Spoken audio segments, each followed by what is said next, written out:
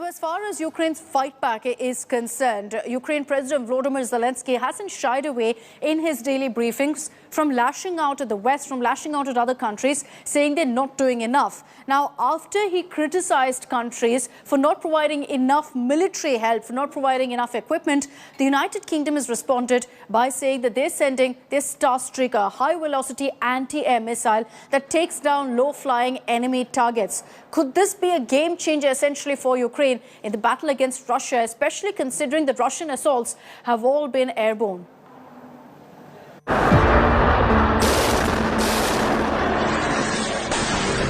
Over 33 days, Russian aircraft have been raining hell on Ukraine. But Russian aircraft have also been facing hell in the country, with large numbers of fighters and helicopters brought down by bruised but determined Ukrainian air defense units. Since the beginning of the war, Ukraine has been awash with lethal Stinger shoulder-fired anti-aircraft missiles, a weapon that has imposed a huge cost on Russia's air power superiority and will to dominate. But now, after over a month of constant bombardment, with its cities reeling from a second wave of Putin's aerial strikes, a new weapon is flowing into Ukraine. One that will give it even more teeth against Putin's air force. Days after the NATO summit in Brussels, the Boris Johnson government in the United Kingdom has decided to supply Ukraine with Starstreak, the fastest short-range air defense missile system in existence. The man-portable shoulder-fired Starstreak system fires missiles that accelerate to up to 4 times the speed of sound, blindingly zooming into their targets. The weapon then launches 3 laser beam-riding sub-munitions, increasing the likelihood of a successful hit on their target. The Starstreak has a number of advantages over the Stinger and Igla systems currently being used by Ukrainian air defense troops. Most notably, the Starstreak cannot be jammed by infrared or radar countermeasures. Britain's air defense commander has declared that Russian pilots will think twice about getting into their planes after British soldiers have trained their Ukrainian counterparts to fire Starstreak. With this latest NATO weapon entering a high-tech battlefield, will this give Putin's air power impulses reason to stay grounded? Or has Putin already war-gamed Ukraine's new defenses?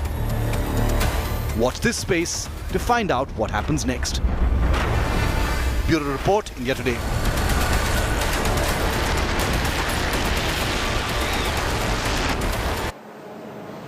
Russia, meanwhile, has been going all out. They've referred to this particular time of their invasion strategy as phase 2, 34 days into the conflict. And they're going all out, firing from every possible direction, considering that they've got control essentially of the Black Sea coast and more or less of the Sea of Azov.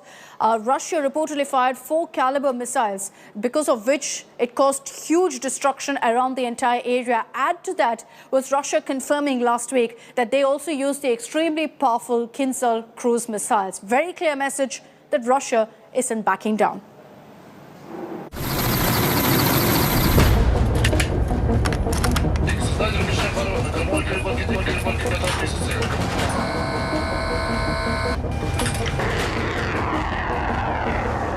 A brooding night sky over the Black Sea, torn apart by 4-caliber cruise missiles launched from a Russian Navy Buyan M missile boat. Their targets, Ukrainian sites near the country's capital, Kyiv. Capable of hitting targets hundreds of kilometers away with devastating accuracy, the use of caliber cruise missiles signals a shift into the realm of advanced weaponry in the second phase of this war.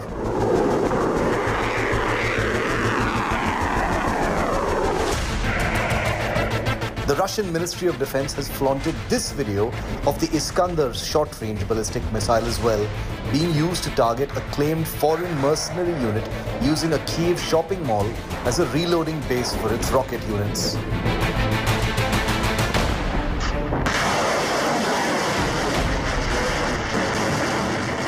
The third major Russian missile system being used is the Yakhont high-speed cruise missile, seen here being launched against a Ukrainian weapons depot in the western part of the country. The Yakhont is a progenitor of the Indo-Russian BrahMos missile in service with the Indian Armed Forces.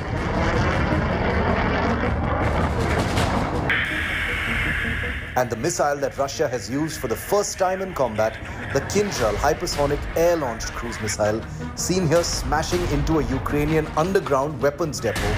The Kinzhal is a nuclear-capable weapon that has of course been used only with conventional warheads in Ukraine.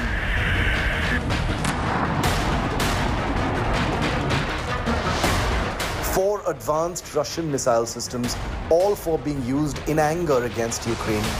The damage they're causing, plain for their makers and the world to see.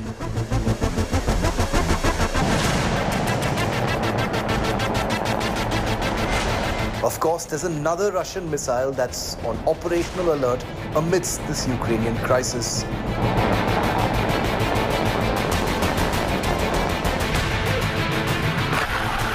A weapon stored away secretly inside Russia's Bore-class nuclear ballistic missile submarines. A weapon that will hopefully never be used. The Bulava, a submarine-launched intercontinental range ballistic missile. A Cold War weapon that could bring about the end of the world if ever fired in anger. A weapon whose heightened state of alert has sparked nuclear fears across the world. As Russia's war in Ukraine rumbles forward in its second month, missile power will define the onward march. Bureau Report, India Today. Unfortunately for America, this isn't the only slip-up by Joe Biden. If Donald Trump was referred to as a motor mouth, now there's an endless talk about Biden being one too, because carefully crafted, drafted speeches for Biden on a very, very sensitive issue like this war in Ukraine, Biden more often than not has strayed away from that speech, ad-libbed on his own and made loose, careless comments for which the White House and his staff then scramble about to set the record straight.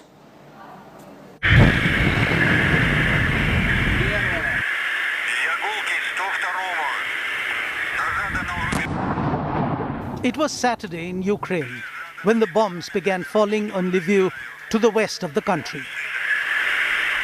The city had seen relative calm over the month of war, but the strikes at a fuel depot sent smoke and flames billowing into the air.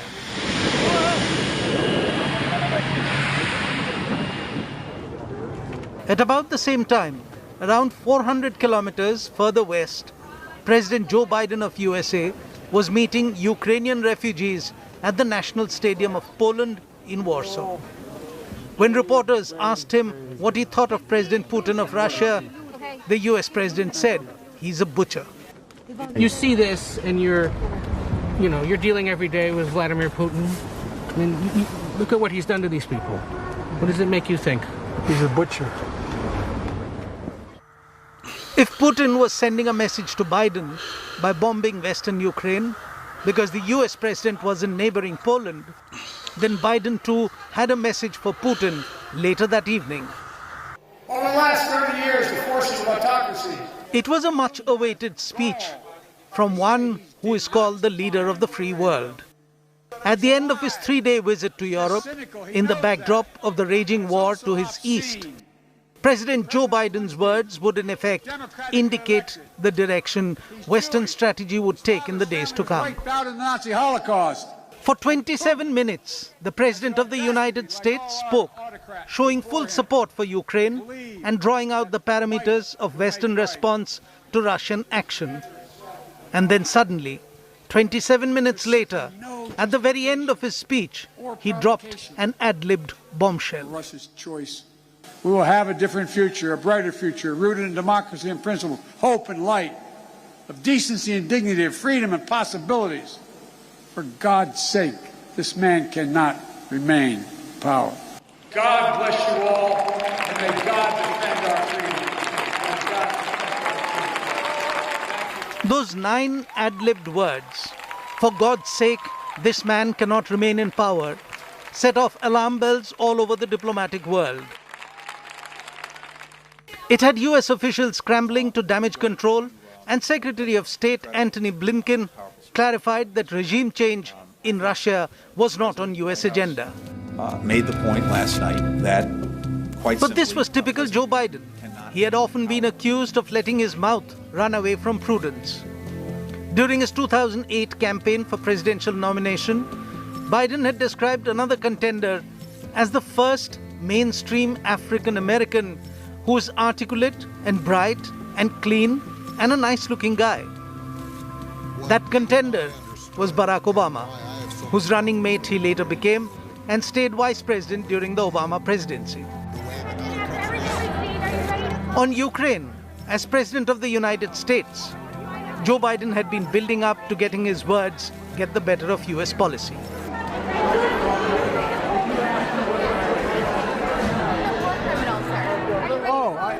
I think he is a war criminal. In the matter of a week, Biden had not only called Putin a war criminal, he also referred to him as a murderous dictator, a pure thug who is waging an immoral war against the people of Ukraine. He said the Russian invasion of Ukraine was inhuman. Some of what Joe Biden sometimes says is considered nothing more important than a gaffe. Like when he said Iranian instead of Ukrainian during his State of the Union address on 1st of March. Putin may circle Kyiv with tanks, but he'll never gain the hearts and souls of the Iranian people. But there are times when the seasoned politician that he is, his verbal slip-ups may actually be pointing to how things really are. But then, as the President of the United States, he knows the weight his words carry. During his presidential campaign, Joe Biden often told his audience how the words of a president can matter when they can send men and women to war, and how they can also bring peace.